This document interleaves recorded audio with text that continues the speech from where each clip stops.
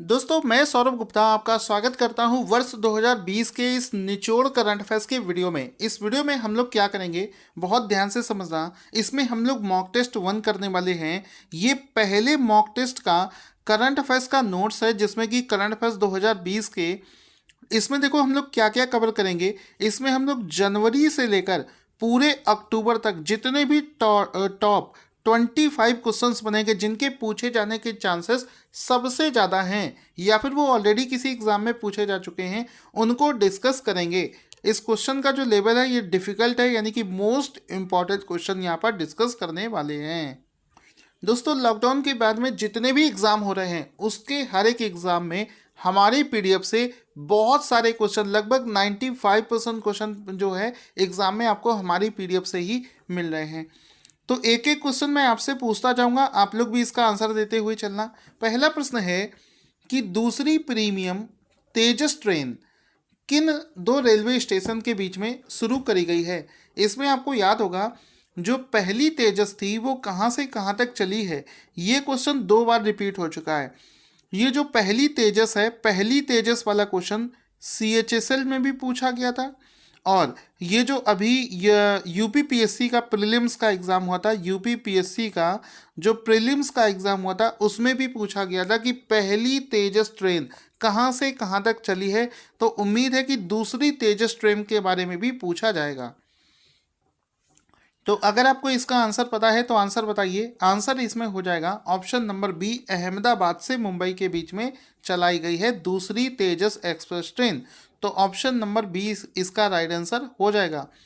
इसमें आप देख सकते हैं कि अहमदाबाद से मुंबई के बीच में दूसरी यानी कि सेकंड तेजस ट्रेन जो है ये चलाई गई है। दूसरी तेजस ट्रेन को अहमदाबाद से मुंबई के बीच में चलाया गया है।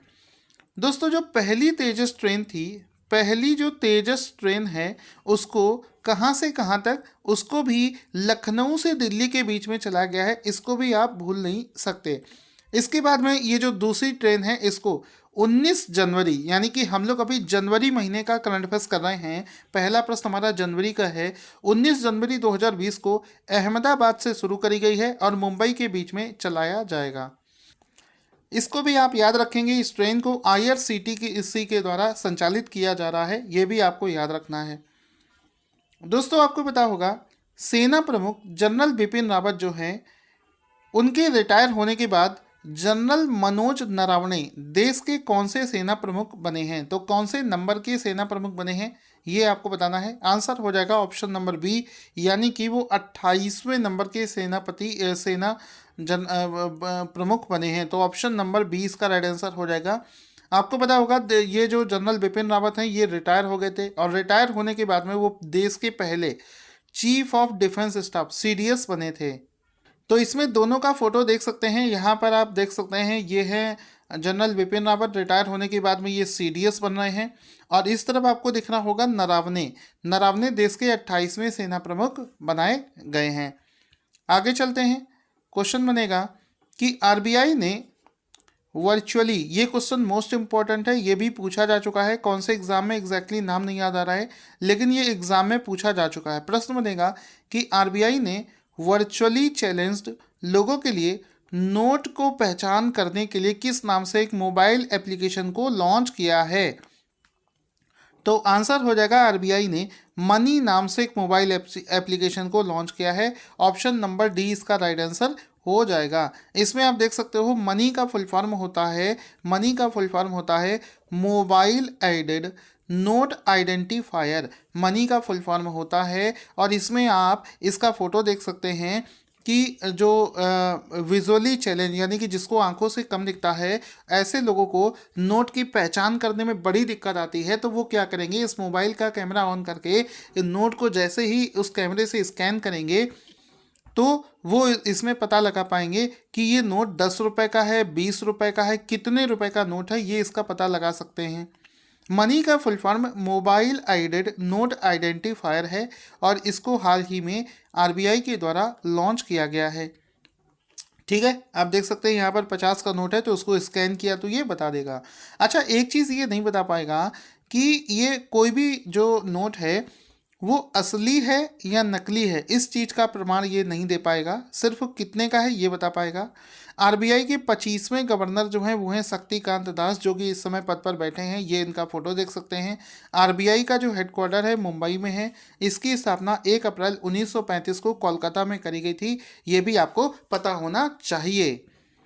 इसके बाद में दोस्तों क्वेश्चन का आंसर देते हुए चलना, अब हम लोग चलते हैं फरवरी वाला क्वेश्चन करते हैं। फरवरी, बहुत चुन चुन कर मैंने ये क्वेश्चंस लिए हैं, बहुत ही मुश्किल से ये क्वेश्चंस मिले हैं, तो इसको बेकार नहीं जाने देना है। और अगर आप चाहते हैं दोस्तों, ध्यान से सुनना, अगर आप चाहते हैं कि मैं रेगुलर बेसिस पर आपके लिए ऐसे वीडियोस लाऊं, तो इस वीडियो को जितने ज़्यादा अच्छे व्यूज़ मिलेंगे, जितना अच्छा आप लाइक करोगे, जितना ज़्यादा आप इसको शेयर करोगे एक्चुअल में, उतना ही चांसेस है कि मैं दोबारा भी ऐसे वीडियोस को लाता रहूं। क्वेश्चन बनेगा कि हाल ही में इंडियन रेलवेज ने रेलवे सुरक्षा बल का नाम चेंज करके क्या कर दिया है। तो जो रेलवे का आरपीएफ होता था, रेलवे प्रोटेक्शन फोर्स, रेलवे सुरक्षा बल, इसका नाम हाल ही में चेंज करके कर दिया गया है रेलवे सुरक्षा, भारतीय रेलवे सुरक्षा बल सेवा, सेवा ऐड कर दिया गया है। तो ऑप्शन नंबर ए इसका राइट आंसर हो जाएगा कि आरपीएफ का जो नाम है ये चेंज करके कर दिया गया है भारतीय रेलवे सुरक्षा बल सेवा, ये कर दिया गया है। आरपीएफ का लोगो आप यहाँ पर देख सकते हैं। जब आरपीएफ की स्थापना है, ये रेलवे सुरक्षा बल अधिनियम 1957 के तहत करी गई थी। ये कौन से मंत्रालय के तहत आता है? कई लोग सोचते हैं कि सर ये मिनिस्ट्री ऑफ होम अफेयर्स में आता है, ऐसा नहीं है। ये जो फोर्स है ये रेलवे मंत्रालय के अंतर्गत में आता है, ठीक है। इसके अलावा 1965 की अगर आपको बात याद हो, 1965 में आरपीएफ का नाम रेलवे प्रोटेक्शन स्पेशल फोर्स किया गया था 1965 में। इसके अलावा जो चूंकि रेलवे की बात हुई है, 16 अप्रैल 1853 को भारत की सबसे पहली रेलगाड़ी मुंबई और ठाणे के बीच में, लगभग ये जो डिस्टेंस है 34 किलोमीटर मुंबई से ठाणे के बीच में, इसके बीच में 16 अप्रैल 1853 में इसको चलाया गया था। स्वतंत्र भारत के पहले रेल मंत्री कौन है? एग्जाम में कभी कभी पूछ लेता है, तो आंसर हो जाएगा जॉन मथाई, जो थे वो स्वतंत्र भारत के पहले रेल मंत्री थे। आपको एग्जाम में पूछा जा सकता है। इसके बाद में चलते हैं अगले क्वेश्चन की तरफ। लाइक और शेयर करना ना भूलना दोस्तों। अगला प्रश्न बनेगा कि हाल ही में भारत के किस राज्य में महिलाओं की सुरक्षा के लिए दामिनी नामक एक हेल्पलाइन शुरू करी गई है? तो आंसर हो जाएगा ऑप्शन नंबर डी, इसका राइट आंसर हो जाएगा कि ऑप्शन नंबर डी, महिलाओं की सुरक्षा को लेकर दामिनी नाम से एक हेल्पलाइन है, जिसको यूपी परिवहन निगम की बसों में सफ़र करने वाली जो महिलाएं हैं उनकी सुरक्षा के लिए लॉन्च किया गया है, जिसमें कि एक नंबर दिया गया है। ये आप देख सकते हैं, ये नंबर हर एक बस में लिखा रहेगा। जब भी किसी महिला को कोई भी व्यक्ति परेशान करेगा तो वो इस नंबर पर कॉल करके अपनी कंप्लेन दर्ज करवा सकती है, ठीक है। तो दामिनी नाम से जो हेल्पलाइन नंबर है, इसको हाल ही में यूपी सरकार के द्वारा शुरू किया गया है। दोस्तों एक भी क्वेश्चन आपको ऐसा नहीं लग रहा होगा कि जो एग्जाम में ना पूछा जाए, सभी क्वेश्चन मोस्ट इंपॉर्टेंट है। तो इसमें देखो अगला प्रश्न बना है कि निम्नलिखित में से एस सी ओ के 8 wonders of S C O list में भारत से शामिल किसे किया गया है? तो 8 वंडर्स ऑफ एस सी ओ की लिस्ट में भारत को स्टैचू ऑफ यूनिटी, जिसको गुजरात में बनाया गया है, आपको याद होगा, उसको शामिल किया गया है। इसका फोटो देख सकते हैं, देखो इसमें लिखा है 8 अजूबों की लिस्ट में स्टैचू ऑफ यूनिटी को शामिल किया गया है। ये है स्टैचू ऑफ यूनिटी, ठीक है। तो यहाँ पर इसके बारे में जानेंगे। स्टैचू ऑफ यूनिटी वर्तमान में दुनिया की सबसे ऊंची प्रतिमा है, पहला पॉइंट ये है। अगर पूछे कोई कि स्टैचू ऑफ यूनिटी की लंबाई क्या है, तो 182 मीटर इसकी पूरी लंबाई है। स्टैचू ऑफ यूनिटी में फोटो किसका बना है, कौन है ये मूर्ति रूप में? तो ये स्वतंत्र भारत के पहले होम मिनिस्टर, गृह मंत्री सरदार वल्लभ भाई पटेल जी को एक श्रद्धांजलि के रूप में इसको बनाया गया है। इसका उद्घाटन अक्टूबर 2018 में ही प्रधानमंत्री मोदी जी के द्वारा सरदार पटेल की 143वीं जयंती के अवसर पर किया गया था। तो आप खुद से देखिए, एक भी ऐसा फैक्ट नहीं है जो यहाँ पर बचेगा, सारे क्वेश्चन धराशायी हो जाएंगे। मज़ा आ जाएगा अगर आप किसी भी एग्जाम में करंट अफेयर्स करोगे हमारे वीडियोस को देखकर। अगला क्वेश्चन देखो, चलते हैं मार्च के आसपास का। ये क्वेश्चन है मार्च या अप्रैल के आसपास का क्वेश्चन है कि आईसीसी अवार्ड्स 2019 में स्पिरिट ऑफ क्रिकेट अवार्ड से किसे सम्मानित किया गया है? तो आंसर हो जाएगा विराट कोहली। इसका राइट आंसर हो जाएगा कि विराट कोहली को spirit of the cricket award से सम्मानित किया गया है। ऑप्शन नंबर बी इसका राइट आंसर हो जाएगा। इसमें आप देख सकते हो कि विराट कोहली को 2019 के आईसीसी स्पिरिट ऑफ क्रिकेट से सम्मानित किया गया है। ऑप्शन नंबर बी इसका राइट आंसर हो जाएगा। साथ ही साथ में अगर आपको पूरी लिस्ट यहाँ पर मैं दिखाना चाहूँ तो पूरी लिस्ट में आप देख सकते हो रिचर्ड इलिंगवर्थ को अंपायर ऑफ द ईयर दिया गया है। इसमें से ये वाला पॉइंट जो है, इस पर क्वेश्चन सीएचएसएल में पूछा जा चुका है। One day cricketer of the year किसे दिया गया था? रोहित शर्मा को। 2019 का spirit of the cricket award दिया गया है विराट कोहली को। T20 performer of the year दिया गया है दीपक चहर को। Test cricketer of the year Pat Cummins जो कि ऑस्ट्रेलिया के हैं उनको दिया गया है। Emerging cricketer of the year Marnus Labuschagne को जो कि ऑस्ट्रेलिया के हैं उनको दिया गया है। Associate cricketer of the year Kyle Coetzer को प्रदान किया गया है जो कि स्कॉटलैंड से बिलोंग करते हैं। तो ये सारे आपको अवार्ड्स याद रखने हैं, एग्जाम में घुमा फिराकर कभी ना कभी पूछ लिया जाता है। अगला क्वेश्चन है जो कि एग्जाम में 3 बार पूछा जा चुका है। ठीक है, जब से ये क्वेश्चन बना है मार्च अप्रैल में, अभी जो लॉकडाउन के बाद में एग्जाम हुए हैं तो 3 एग्जामों में बराबर पूछा गया है। क्वेश्चन क्या है वो समझते हैं। तो दोस्तों क्वेश्चन इसमें ये बना है कि जो 29वां सरस्वती सम्मान है वो किसे सम्मानित किया गया है? तो 29वें सरस्वती सम्मान से सम्मानित किया गया है वासुदेव मोही। अच्छे से याद रखना है, मैं बार बार आपसे बोल रहा हूँ, ये प्रश्न 101% एग्जाम में पूछा जाएगा कि 29वां सरस्वती सम्मान वासुदेव मोही जी को प्रदान किया गया है। ऑप्शन नंबर बी इसका राइट आंसर हो जाएगा। इसमें आप देख सकते हो वासुदेव मोही जो हैं ये सिंधी भाषा के लेखक हैं। कौन सी भाषा? सिंधी भाषा के लेखक हैं। उनके 2012 में उन्होंने एक लघु कथा प्रकाशित करी थी जिसका नाम था चेक बुक, उसके लिए उन्हें सम्मानित किया गया है।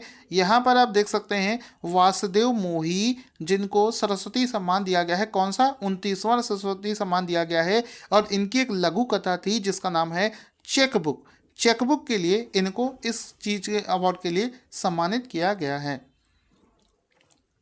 दोस्तों अगर आपको पता होगा ये जो सरस्वती सम्मान है किसके द्वारा दिया जाता है? ये सम्मान के बिड़ला फाउंडेशन के द्वारा हर साल दिया जाता है, ये आपको याद रखना है। सरस्वती सम्मान के तहत 15 लाख रुपए नगद दिए जाते हैं। के बिड़ला फाउंडेशन जो है ये सरस्वती सम्मान के अलावा और कौन कौन से सम्मान प्रदान करता है? तो ये प्रदान करता है, पहले तीन अवार्ड सम्मान हैं। सरस्वती सम्मान बता चुका हूँ, व्यास सम्मान भी ये देता है, बिहारी पुरस्कार भी इसी फाउंडेशन के द्वारा प्रदान किया जाता है। दोस्तों अब चलते हैं अगले क्वेश्चन की तरफ। आई होप आपको वीडियो में बहुत अच्छा लग रहा होगा, आई होप कि आप इसी तरीके से समझते रहें। किस बैंक ने माई ऐप्स नाम से डिजिटल भुगतान को बढ़ावा देने के लिए एक ऐप लॉन्च किया है? तो माई ऐप्स नाम से डिजिटल भुगतान को बढ़ावा देने के लिए HDFC बैंक ने एक मोबाइल एप्लीकेशन को लॉन्च किया है। HDFC इसका राइट आंसर हो जाएगा। इसमें आप इसका फोटो भी देख सकते हैं। ये जनवरी महीने का क्वेश्चन है, इकोनॉमी से रिलेटेड है। तो 9 जनवरी 2020 को HDFC हाउसिंग डेवलपमेंट बैंक ने माई ऐप्स नाम से इस ऐप को लॉन्च किया है। तो ऑप्शन नंबर ए इसका राइट आंसर हो जाएगा। इसमें आप देख सकते हैं, ये देखो लिखा है माई ऐप्स नाम से, ये HDFC बैंक के द्वारा इस ऐप को लॉन्च किया गया है। तो ये इसको राइट आंसर हो जाएगा। क्वेश्चन है कि हाल ही में केंद्र सरकार ने राष्ट्रीय राजमार्गों के निर्माण कार्य में तेजी लाने के लिए किस ऐप की शुरुआत करी है? तो आंसर हो जाएगा, एक पोर्टल की शुरुआत करी गई है जिसका नाम है गति।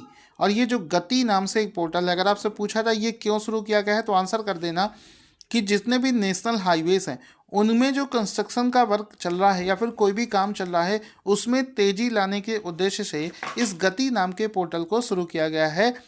देश में दिन ब दिन हाईवेज बनते जा रहे हैं। यहाँ पर आप देख सकते हो हाईवे का जो काम चल रहा है, इसके लिए नितिन गडकरी जी ने हाल ही में गति नाम से इस पोर्टल को लॉन्च किया है। ऑप्शन नंबर ए इसका राइट आंसर हो जाएगा।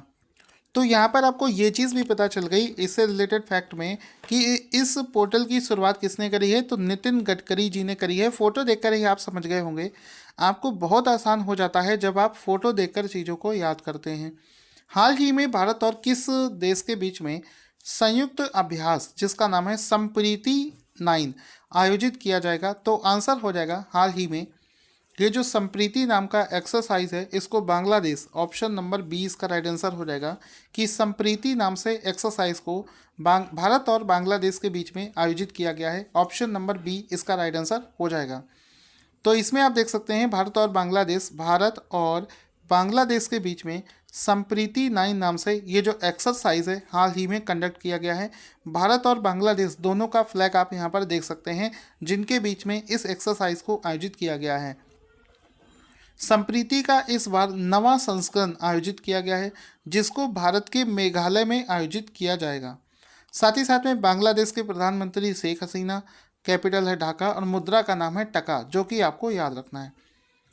क्वेश्चन बनेगा इंटरनेशनल इंटेलेक्चुअल प्रॉपर्टी इंडेक्स में भारत को कौन सा स्थान प्राप्त हुआ है। आंसर हो जाएगा भारत को इस लिस्ट में 40वां स्थान प्राप्त हुआ है। ऑप्शन नंबर डी इसका राइट आंसर हो जाएगा।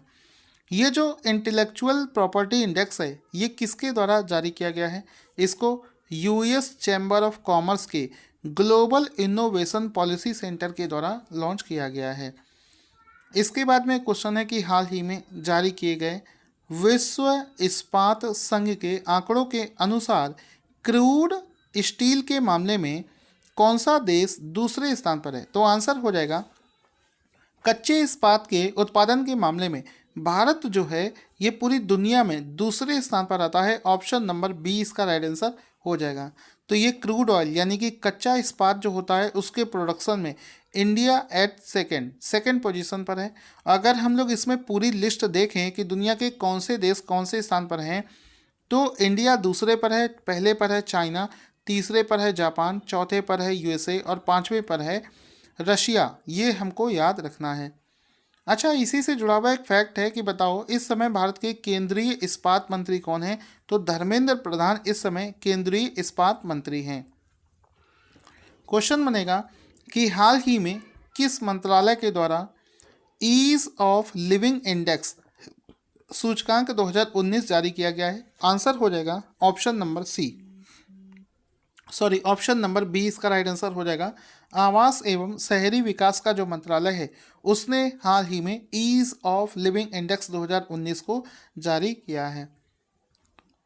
उसके बाद में क्वेश्चन बनेगा नगर पालिका प्रदर्शन सूचकांक 2019 किसके द्वारा जारी किया गया है, तो नगर पालिका का ये जो सूचकांक है इसको पहली बार आवास एवं शहरी विकास का जो मंत्रालय है उसके द्वारा लॉन्च किया गया है। तो ऑप्शन नंबर बी इसका राइट आंसर हो जाएगा। फिर क्वेश्चन बनेगा central board of indirect taxes and customs के नए चेयरमैन कौन बनाए गए हैं, तो आंसर हो जाएगा एम अजीत कुमार को central board of indirect taxes and customs का नया चेयरमैन बनाया गया है। ऑप्शन नंबर ए इसका राइट आंसर हो जाएगा। इसमें आप देख सकते हैं सीबीआईसी का जो नया चेयरमैन है वो एम अजीत कुमार को बनाया गया है। ऑप्शन नंबर देकर आप टिक कर देंगे। सीबीआईसी का फुल फॉर्म आपको पता होगा, central board of indirect taxes and customs, इसका फुल फॉर्म हो जाएगा। इसके बाद में अगला प्रश्न बनेगा कि टाइलर पुरस्कार 2020 से किस पर्यावरणविद को सम्मानित किया गया है। आंसर हो जाएगा पवन सुखदेव। ऑप्शन नंबर ए इसका राइट आंसर हो जाएगा।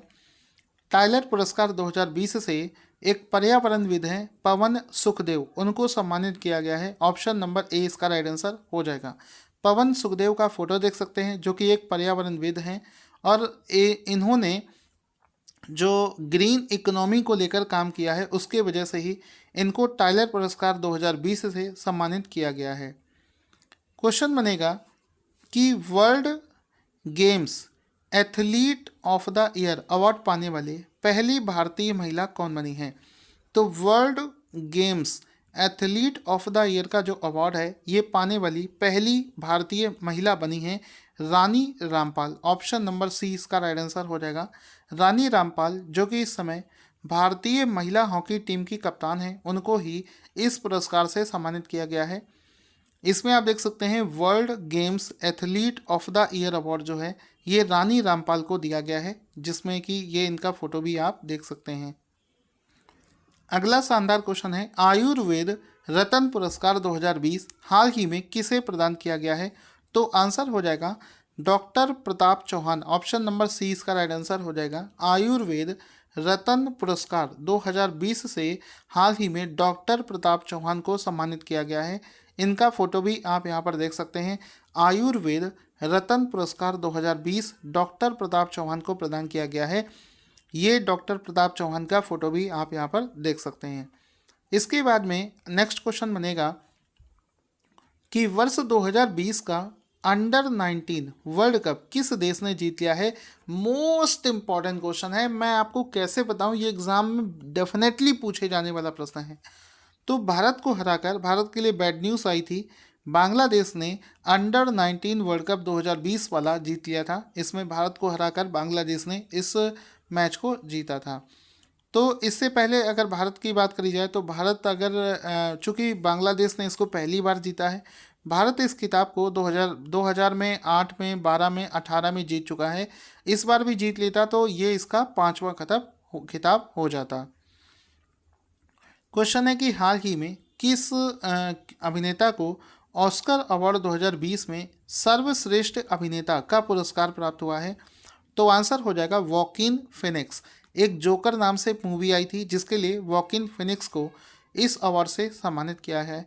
यहाँ पर आप इनका फ़ोटो देखेंगे तो आप शायद इनको पहचान जाएंगे। इस बार जो ये ऑस्कर अवार्ड था ये उसका 92वां संस्करण था, जिसको 10 फरवरी 2020 को आयोजित किया गया था। वॉकिन फिनिक्स ने फिल्म जोकर के लिए बेस्ट एक्टर का अवार्ड जीता है और ये पहले से ही तय था, क्योंकि इस मूवी का बहुत ज़्यादा नाम हो रहा था, चर्चा हो रहा था, जिन्होंने इस अवार्ड को जीता है। हाल ही में किस बैडमिंटन कोच को वर्ष 2019 के coach life time achievement award से सम्मानित किया गया है? तो आंसर हो जाएगा पुलेला गोपीचंद्र। पुलेला गोपीचंद्र को, जो कि एक बैडमिंटन कोच है, वर्ष 2019 के coach life time achievement award से सम्मानित किया गया है। पुलेला गोपीचंद्र इसका राइट आंसर हो जाएगा, जिनका की फ़ोटो भी आप यहाँ पर देख सकते हैं। आगे चलते हैं। हाल ही में डैन डेविड पुरस्कार 2020 किसे प्रदान किया गया है? तो आंसर हो जाएगा गीता सेन। गीता सेन को डैन डेविड पुरस्कार 2020 से सम्मानित किया गया है। ऑप्शन नंबर ए इसका राइट आंसर हो जाएगा। तो डैन डेविड पुरस्कार 2020 से गीता सेन को सम्मानित किया गया है। ऑप्शन नंबर ए इसका राइट आंसर हो जाएगा। ये भी आपको पता होना चाहिए। आगे चलते हैं। क्वेश्चन है कि वर्ष 2020 में फिल्म फेयर अवार्ड्स का कौन सा संस्करण आयोजित किया गया है? तो आंसर हो जाएगा इस अवार्ड का 65th यानी कि 65वां संस्करण हाल ही में आयोजित किया गया है। किस चीज़ का? फिल्म फेयर अवार्ड का 65वां संस्करण हाल ही में आयोजित किया गया है। ऑप्शन नंबर डी इसका राइट आंसर हो जाएगा। यहाँ पर आप देख सकते हैं ये रहा फिल्म फेयर। ये जो 65वां फिल्म फेयर अवार्ड है इसको किस शहर में आयोजित किया जा रहा है? तो इसको असम राज्य में आयोजित किया जा रहा है। ऑप्शन नंबर सी इसका राइट आंसर हो जाएगा। दोस्तों आई होप आपको बहुत अच्छा लगा होगा आज का ये video. Thank you for watching this video. और इसी तरीके के वीडियोस को और देखना चाहते हैं तो इस वीडियो को ज़्यादा से ज़्यादा लाइक और शेयर करना ना भूलें।